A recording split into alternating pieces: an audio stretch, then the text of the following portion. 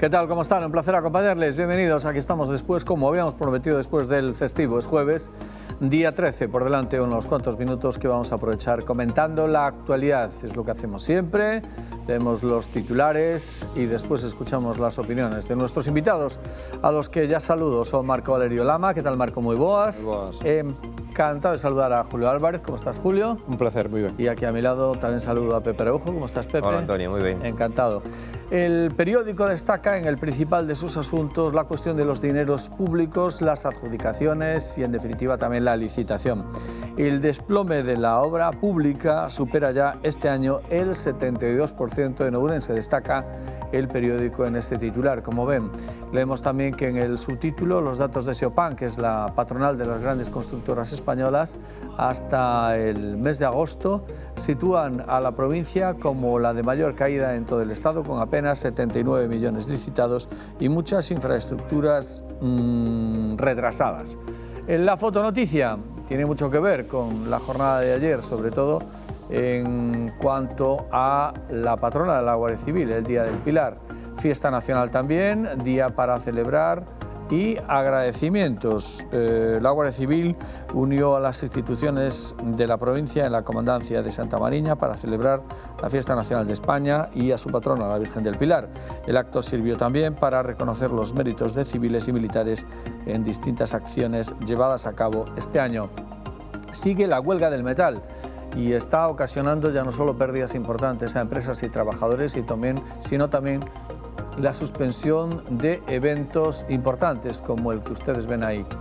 La huelga del metal motiva la suspensión del Salón del Automóvil en Ourense, que tenía pensado celebrarse este fin de semana en Expo Ourense. La organización quiere garantizar la seguridad de visitantes, trabajadores y vehículos. Temen, en definitiva, la presencia de piquetes y que pudieran boicotear ese evento. Ya en el apartado más noticias encontramos que ayer hubo fiesta gastronómica también en Montederramo, que presume de la carne más sabrosa, con el reparto de 1.400 kilos. También volvemos a la cuestión de la construcción. Copasa lidera la UTE, Unión Temporal de Empresas, que mantendrá la línea del AVE y la del eje atlántico. Dos últimos apuntes quedan. En primer lugar, a Uche Osa Sánchez, que hizo esperar al rey para el desfile del 12 de octubre en Madrid. Y por último, Cortavitarte tratará hoy de convencer a la jueza de su inocencia en la tragedia del Albi. A lo alto de la portada, un apunte de deportes, fútbol, victoria en Espiñedo. El Arenteiro se asegura un partido de Copa del Rey con un primera. Hoy con el periódico, pues un extra sobre la salud visual que importa y también el xornal escolar, Coidar o Entorno. Son los asuntos del jueves, día 13 de octubre del 2022, ahí está toda la portada y a partir de ahora nos quedamos con los comentarios. Uno de los asuntos que señalábamos antes es la recuperación o el reinicio del juicio que se está siguiendo en Compostela para dirimir responsabilidades del accidente del Albia. Bueno, pues hoy se ha recuperado, ven a las espaldas del plató, en esa pantalla gigante, pues la señal que nos llega en directo desde la Ciudad de la Cultura, que es un lugar en el que se está celebrando, como decimos, esa macrocausa, ese juicio que llevará, por lo que se vaticina, hasta el próximo mes de junio. La semana pasada respondió a las preguntas solamente de su abogado, el maquinista del Albia, el señor Garzón, y hoy estaba citado a declarar, y de hecho lo está haciendo en estos momentos, como ven, insisto ahí como fondo a nuestras palabras, el señor Cortavitarte, que es el directivo de la DIF, el responsable, digamos que de la seguridad en la circulación de la línea de alta velocidad. Dos o tres apuntes para situarles a todos ustedes. En su declaración de esta mañana se exculpó de todas sus responsabilidades en el caso, se las trasladó, eso sí, al maquinista, al señor Garzón, y en definitiva ha venido a decir que él es un técnico, que no es, digamos, un vigilante de seguridad o una persona que interviene en los elementos de seguridad a pie de obra, a pie de tendido ferroviario, sino que él ocupa un rango de responsabilidad en los despachos, por decirlo así, de una manera que todos podamos entender. ¿Con qué interés están siguiendo nuestros invitados hoy esta intervención del señor Cortavitarte o, en definitiva, qué opinan de las primeras palabras que ha dicho hasta el momento. Marco. Bueno, vamos a ver, isto é un caso que, claro, unha traxedia monumental que sacudiu a Galicia e a mí me lembra moito este tema do xuizo, o xuizo do Prestige, non? Sí. Donde tamén toda a culpa era do capitán, non?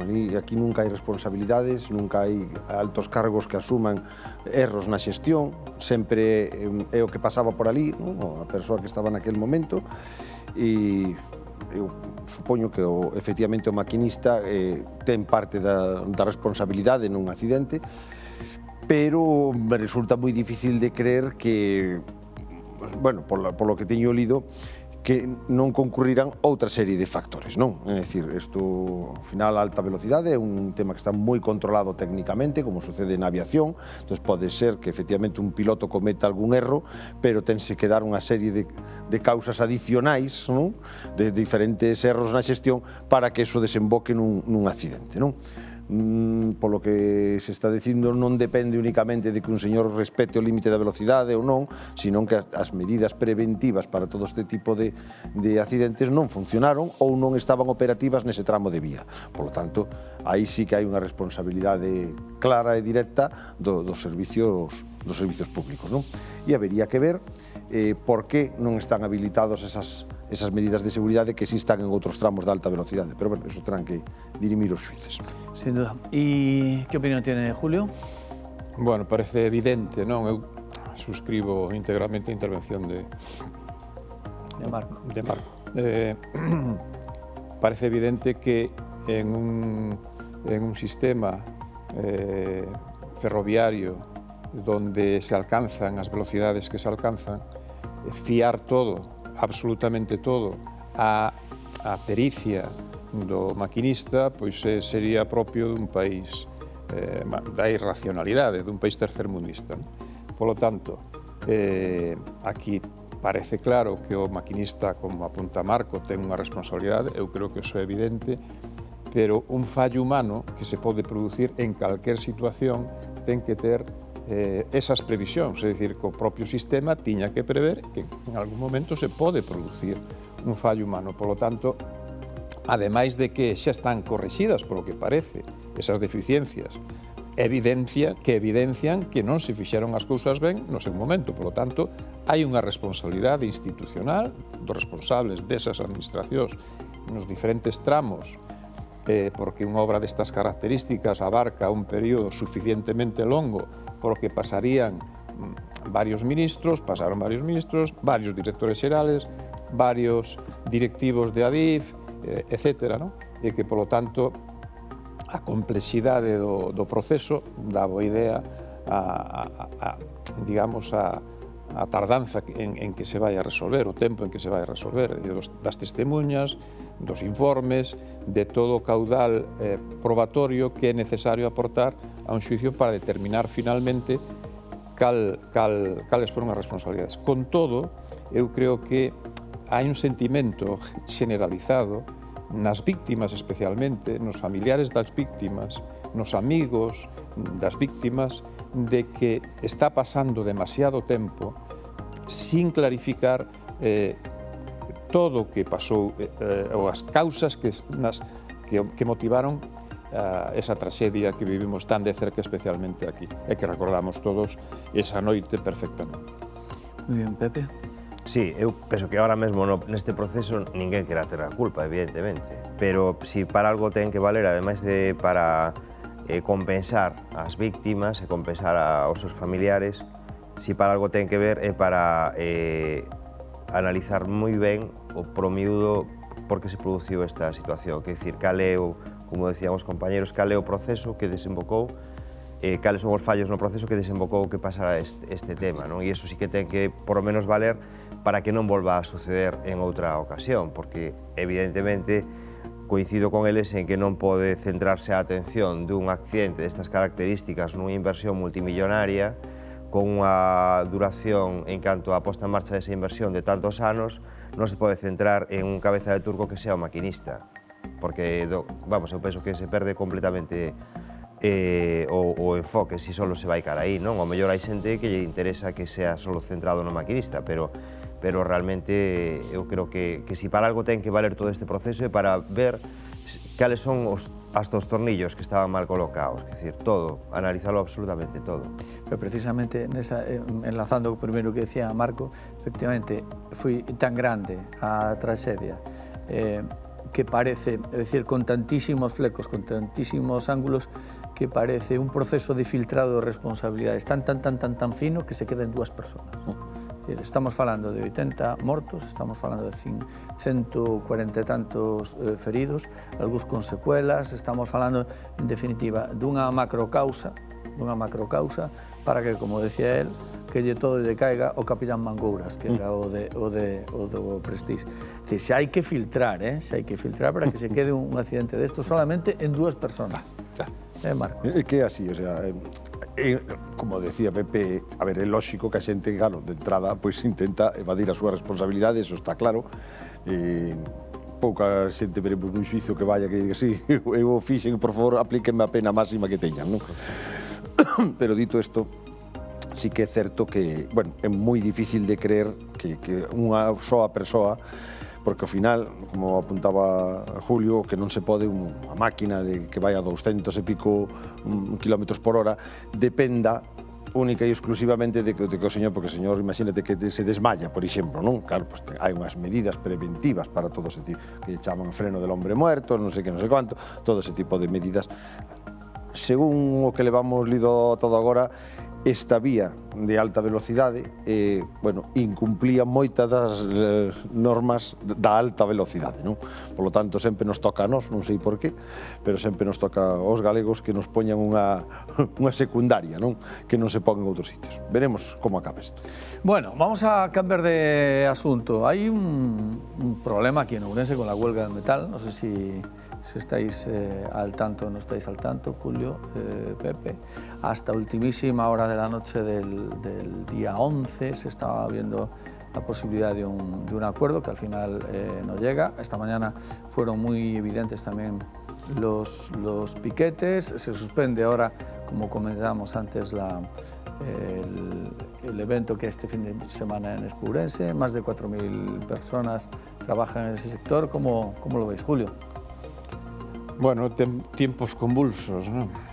Crisis en todos los ámbitos, crisis de seguridad, crisis de modelo de economía, modelo económico, crisis climática. Vivimos en uno de los momentos más críticos probablemente de los que recordamos los que ya cumplimos algunas decenas. Por lo menos debemos de vivir uno de los momentos más críticos de los últimos 15 días, pero fijo. Seguramente. Porque vamos crisis y sí, pero yo creo que esta es la madre de muchas crisis, ¿no? Desde la Segunda Guerra Mundial probablemente la de mayor gravedad. Ahora mismo se debate a veces públicamente que tiene que haber un pacto de rentas. Yo voy a empezar por ahí. Pero cuando no hay un pacto de rentas, porque no lo ha habido, de momento no lo hay, el mercado se encarga de hacer el pacto de rentas, de redistribuir los recursos existentes. Y en esa redistribución de recursos existentes, todo el mundo presiona, y presiona en el ámbito más inmediato que tiene a su alcance. Los propietarios de viviendas harán sus correcciones, los trabajadores las suyas, los empresarios las suyas. Y es ahí donde la tensión crece, está creciendo en toda la negociación colectiva, hay un incremento de la tensión derivada de esa crisis económica también, sobre todo derivada de una inflación galopante que tenemos desconocida no en los últimos 15 días, sino en los últimos, a lo mejor, 20 años. Posiblemente en los últimos 20 años. Y además los primeros convenios que se negocian son los que marcan de alguna manera la referencia, sobre todo convenios de sector, como estamos hablando, no convenio de empresa, sino un convenio de sector como el del sidero metal, que en esta provincia tiene una cierta significación. Por lo tanto, son lógicas, no digo que sean justificadas, porque las salidas de tono, que de momento, por lo que yo he visto, no las hay, pero que son justificadas las tensiones. Lo que habrá es que reconducir esa tensión hace unos días se publicaban los datos de los incrementos retributivos, los salariales o indemnizatorios que van a tener los jubilados. Se publicaba también la expectativa que van a tener los funcionarios de mejora retributiva, y eso marca también de alguna manera la referencia para algunos sectores a la hora de negociar. Hay una inflación que todo el mundo quiere sacudírsela de encima. ¿Cómo? Elevando lógicamente su retribución en función de los recursos productivos de los que dispone cada agente económico, ¿no?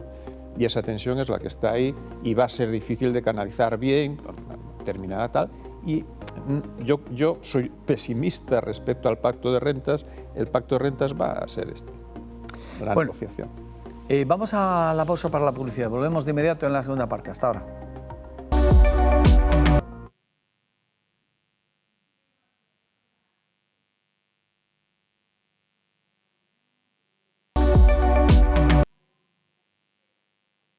De nuevo con todos ustedes, estamos en la segunda parte del programa. Hoy nos acompaña Marco Valerio Lama, Julio Álvarez y Pepe Araujo, al que cedo la palabra ya para que opine también sobre la cuestión de la que hablábamos antes de la pausa para la publicidad. La crisis del metal, del siderometal aquí en Ourense, que tiene enfrentados a la patronal y a los sindicatos, crisis como consecuencia de que no han llegado a un acuerdo para el incremento retributivo. Eso supone, están en huelga indefinida, día tras día las empresas del sector están paradas, día tras día los trabajadores también van a sufrir en su propia nómina pues esa paralización, y eventos como los que había programados el Salón del Automóvil para este fin de semana en Espourense han quedado definitivamente suspendidos. Pepe. Pois eu aí, continuando co que decía Julio, penso que sí, é certo que todo o mundo quere sacudirse esa inflación porque nadie chega a final de mes, e eso é complicadísimo. E a maiores está na parte empresarial, que teñen unha situación tamén complicadísima, porque lles están disparando constantemente os costes de todas as materias primas que utilizan para os procesos productivos, e supoño que tamén desearánse para chegar a final de mes para poder pagar as nóminas, que decir, para enfrentarse a todos os costes que lles supón fabricar os seus produtos en Ourense ou en calquer outro lugar. E entonces, en ese momento de tensión, da inflación por todos os lados, do disparado dos costes para os que queren ganar os salarios e para os que teñen que producir, a mí me dá a sensación de que é un momento complicadísimo para chegar a un acordo en canto a situación, pero todas as partes están sufrindo ahora mesmo, evidentemente, non moitísimo, claro, é unha incertidumbre total. Imagínate ao mellor un peón, un traballador da escala básica do sector que pode ingresar, non sei, 1.200 euros, si ti lle restas. Sí, todo o que se... xa chegar a traballar, xa chegar, encher o coche para... O que non vai a cobrar como consecuencia as jornadas de paro. Eso a maiores, claro. Claro, é dicir, eso vais a poñer, por exemplo, este mes, na nómina este mes, moi complicada, pero no supermercado non lle van a esperar que cheguen a ese acordo, nin a renta que paga de aluguer ou a hipoteca ou que sea. En fin, como lo ve Marco Valerio? Bueno, pois como falaban os meus compañeiros, o problema que eu lle vexo quizá a esta situación de crise comparado con outras é que isto non é coyuntural, non? Isto dá a sensación de que ven para quedarse, non?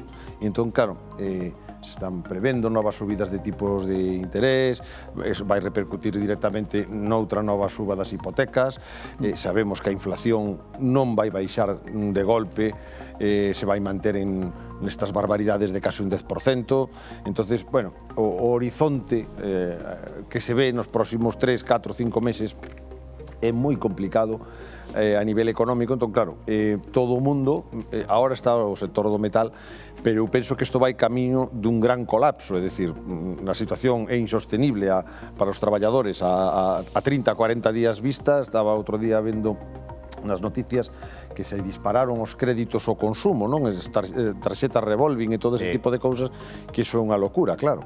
Pero é que a xente está realmente desesperada, porque a día 20 non ten nada na nevera e non ten capacidade de xerar máis ingresos, non? A situación das empresas, efectivamente, é moi complicada, porque todos os costes se dispararon dun xeito abrumador, e isto apunta a que, bueno, é un problema estructural, como señalaba Julio, e que apunta que a única solución que vai haber vai a ser unha forte regulación do mercado que veña desde Europa, porque é Europa quen ten esas competencias, e Europa non regula e deixa que siga sendo o mercado o que se autoxestione, isto pinta moi mal, porque, ao fin e ao cabo, o gran capital, que son os fondos de inversión, eles buscan a súa rentabilidade e non van a afrouxar aí, non? Entonces, iso ten que vir regulado por lei, senón isto ten moi mala pinta.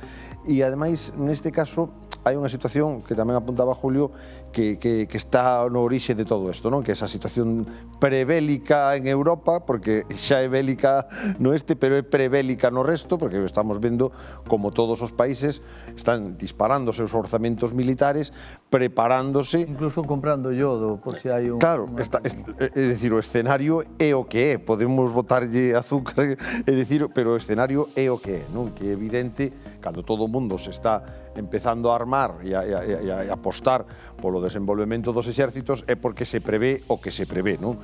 Entón, a situación é moi delicada, moi complexa, e estamos nestes intres como funambulistas sin rede, non? Que se sigo, estou no medio do precipicio, para onde vou? Dou a volta ou tiro para atrás? Entonces, bueno, momento para aguantar o coller aire e pensar moi ben as cousas que se fan. No sé si visteis en el periódico de ayer, si no hago un pequeño recordatorio, la cantidad de gente que vive en Ourense con 5 con 7.000 euros declarados al año. Las historias que cuentan pues, las personas que están en la calle pidiendo, no hablemos de mendicidad, pero incluso músicos callejeros a los que no le dejan tocar porque le dicen que le molestan el ruido y tal, bueno, ese tipo de cosas. Que se complementaba también con una información del periódico del día anterior en el que se diseccionaba la renta barrio por barrio. En una ciudad de 105.000 habitantes resulta que hay una diferencia de 14.000 euros al año entre lo que cobra el que menos, que es en el barrio de Covadonga, con el que más, que es en el entorno de Concejo, Avenida Habana y por ahí, a burrada, ¿no?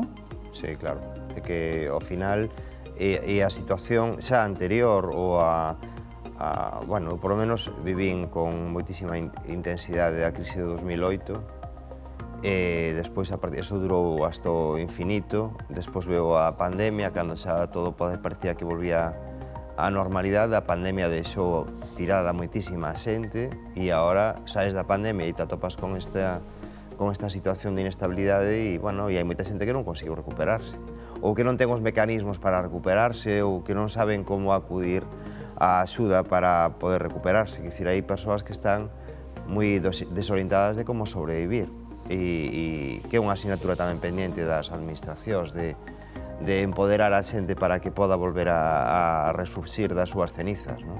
Pero si hablamos, por ejemplo, pues, oye, de Madrid, Barcelona, de Valencia, de Bilbao, de Sevilla, digamos de otras capitales europeas, en las que pueda haber esas diferencias sociales tan abismales, esos barrios marginales, eso lumpen, bueno, todo ese tipo de cosas que se han construido en las últimas décadas, oye, que en una ciudad de 105.000 habitantes, a mí es lo que me llama la atención, y estoy hablando desde lo subjetivo, a lo mejor vosotros no coincidís, que en una ciudad pequeña como esta, 105.000 habitantes, que haya esa diferencia de rentas entre el centro de la ciudad y la zona de Covadonga, a mí eso me parece una cosa increíble. Pero es que estamos hablando de 14.000 euros al año. Es decir, son datos FETEN, del Instituto Nacional de Estadística, del Atlas del Instituto Nacional de Estadística. O sea, 14.000 euros al año de diferencia, sin que sea ninguna maravilla tampoco lo que hay en el centro, que son 22.000 euros. Pero bueno, es una cantidad respetable. Sí, decías. Sí, a mí me parece que hay que analizar primero el contexto en el que se produce esto. Podemos sorprendernos, ¿no? Como te sorprendes de esa distribución, pero se ha dicho ya tantas veces, y hay datos tan evidentes sobre esto, que en los últimos años las diferencias entre países pobres, países ricos, las diferencias entre ricos y pobres, la desaparición de la clase media o el mayor sufrimiento probablemente que ha tenido la clase media se ha producido en los últimos 20 años y no acabó, es decir, esto continúa, es decir, cada vez el capital está en menos manos, cada vez la desproporción es más evidente y eso alcanzará hasta por barrios. Ahora analizamos el barrio de Covadonga, pero luego veremos que en el barrio de Covadonga, también en el barrio de Covadonga, o en el de Peliquín, o en otro barrio de la ciudad, también las diferencias de renta van a ser grandes, también intrabarrios, porque se está disparando todo, se está extrapolando hasta unas magnitudes que puede que sea el colapso de la humanidad, que se produzca. Eso por ser optimistas. Es que el Imperio Romano también desapareció y ya empieza a haber en las redes sociales pues filtración de quiénes fueron los que finiquitaron el Imperio Romano, estableciendo un símil con lo que está pasando en nuestra sociedad. Le pido a Marco ya que no revisen el Imperio Romano, que pueden hacerlo si quieren, pero que estábamos hablando de las diferencias en una ciudad tan pequeña. Bueno, efectivamente, de toda a vida aquí en Ourense se falaba deso, non? De decir, enseguida se catalogaba a xente polo barrio donde, non? Cando se falaba, decía, tú de onde eres? Se decía, eu son de... Tú xa pensabas o Couto, ou decía, o son do 21, ou son da calle Parque San Lázaro, decías, claro, non? Ou da Rúa do Villar. Sí, claro, efectivamente, non? Sempre hubo esa clasificación. Sí que é certo que, efectivamente, esa brecha, desde o ano 2008, vai ensanchándose a un ritmo tremendo, o sea, es decir, eso se vai separando porque, como apuntaba Julio, a clase media desaparece, non? Desde o momento que se desregula completamente o mercado, todas as empresas pasan a estar en manos de fondos de inversión, ao final, esas rentabilidades, quen paga todas as crisis? Sempre son os mesmos, non? A mesma clase. Esa capa é a que pandou ca crise do 2008. Lembradevos que mentras financiábamos os bancos e dábamos todo isto, a venda de coches de lujo chegou ao seu récord, o sea, nunca se venderon tantos coches de luxo. O ouro disparábase pola demanda que había. Es decir, todos os artículos de luxo estaban, bueno, disparadísimas as ventas, batendo récord tras récord, porque, claro, as clases altas eran cada vez máis ricas, mentras que quen pagaba a crise? Os de baixo, non? E agora está a pasar o mesmo, non? Porque, evidentemente, para un traballador pagar 80 euros por encher o depósito do coche non é asumible, pero para un home rico, pois 80 euros non é absolutamente nada, non? Non lle repercute. Todo isto pasa por como digo eu, penso que apuntaba Julio tamén, un tema de un cambio total de ciclo, non? É dicir, aquí hai que volver a un sistema porque é diferente, hai que empezar en un sistema novo, vemos que vai haber unha gran barreira entre o este e o oeste, non? Entonces, claro, de aí xa non vai chegar nada, se van a cortar as exportacións, xa estamos vendo co gas e todo isto, pero non é só eso, non? É dicir, vamos a facer 2 bloques e agora é que autoabastecerse e traer as cousas de aquí. Bueno, hoxe estamos optimistas, acabaremos falando de fútbol, a ver se encontramos algo por aí, que tampouco moito. Eu estou pouco optimista. Tampouco moito. O que teñen que arreglar con Putin ou a mandar a Putin para outro sitio, non? É dicir, o que non é normal é que unha soa persoa e a súa ambición este a descontrolar o sempre foi, sí, históricamente sempre foi así. Sí, pois eu penso que hai mecanismos para, non? Debería haber mecanismos para colocar a persoas que descompensan así deste xeito o mundo, pois que as poñan no seu sitio, que supoño que moitos estarán pensando como facelo. Non sei, a verdade é que, en fin, bueno, prácticamente en 5 segundos pido también a Julio, a Marco y a Pepe que opinen sobre uno de los titulares del periódico. Se lo recuerdo, el desplome de la obra pública supera ya este año el 72% en Ourense. Se nos acaba el cemento, parece. Julio. Bueno, lo cuantificable no es opinable, ¿no? Pero sí alguna matización creo que se pode facer. Creo que hemos estado... A inversión pública ha estado vivindo aquí da inversión do AVE, polo tanto, recuperar esas cifras de inversión para os próximos anos é casi imposible. Eso non quita que hai proxectos pendentes que non se debían demorar máis, están na mente de todos, e por outra parte, ao fío dese titular, pois tamén facer unha reflexión sobre que cousas estamos facendo mal en Ourense, os cidadáns, as institucións públicas, as privadas, etc., para que Ourense este cada vez máis débil a hora de reivindicar aquilo que lle corresponde. Pepe. Pois eu penso que hai que poñer a traballar ou pedirlles contas aos nosos diputados e senadores, algún deles de décadas, que nos conten cal é o seu traballo no Senado, no Congreso, para ter esta situación que é lamentable, e eu que desexo é que recuperemos esa inversión na conexión Ourense-Lugo, que conectemos o barco de Valdeorras con Ourense, que nos fagan a circunvalación, que nos fagan a nova estación, que nos acaben co proxecto do Museo Arqueolóxico e todas esas obras que nos levan falando delas durante un montón de tempo e que non son realidade porque outros levan o diñeiro. E aquí cerca temos o que demandaban os empresarios, que era moi interesante, que era a nova central de transporte de mercancías. Pedirlle contas aos nosos diputados e senadores, en general. Eu concordo con Pepe e con Julio. Temos unha serie de representantes que se envían, están ali, despois votan co seu partido en bloque en contra da provincia, en contra da cidade, e realmente non ten moito sentido que sigamos mandando eses representantes que ao final non consiguen nada para aquí, non? Bueno, o tema da inversión sí que é certo que, claro, como apuntaba Julio, non se van volver a conseguir esas miles de billóns que viñeron ca obra do AVE, pero tamén hai que ver que o que levábamos dicindo cando estaba o AVE, non había nada máis que eso. Sí, claro. Todo o que se estaba facendo en Ourense era o AVE, non había nada máis.